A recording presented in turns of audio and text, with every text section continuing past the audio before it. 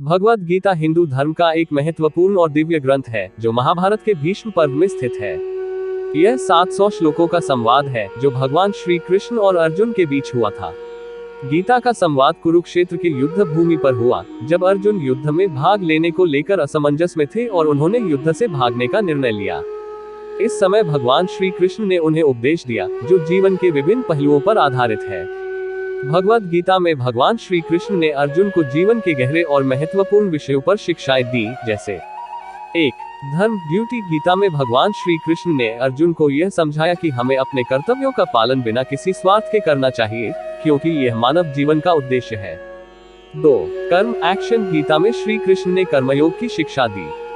उन्होंने कहा कि हमें फल की इच्छा किए बिना कर्म करना चाहिए।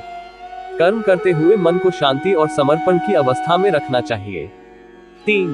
भक्ति डिवोशन। गीता में भक्ति योग का भी महत्व बताया गया है। भगवान श्री कृष्ण ने कहा कि सच्ची भक्ति और समर्पण से ही मनुष्य भगवान के समीप पहुंच सकता है और मोक्ष प्राप्त कर सकता है। 4. ज्ञान नॉलेज। गीता में ज्ञान योग का भी वर्णन किया गया है, जिसमें आत्मज्ञान और परमात्मा के बारे में समझाना शामिल है। आत्मा अजर, अमर और अविनाशी है, जबकि शरीर नाशवान है। 5. मोक्ष लिबरेशन। गीता में भगवान श्री कृष्ण ने मोक्ष प्राप्ति के मार्ग को भी बताया। यह मार्ग आत्मा की शुद्धि, भक्ति, ज्ञान और योग के माध्यम से संभव है। भगवद गीता के उपदेश जीवन को समझने और समस्याओं का समाधान निकालने में मदद करते हैं। यह न केवल धर्म और आत्मिक उन्नति का मार्गदर्शन प्रदान करती है, बल्कि दैनिक जीवन में भी अच्छे आचार विचार और कार्यों को अपनाने के लिए प्रेरित करती है।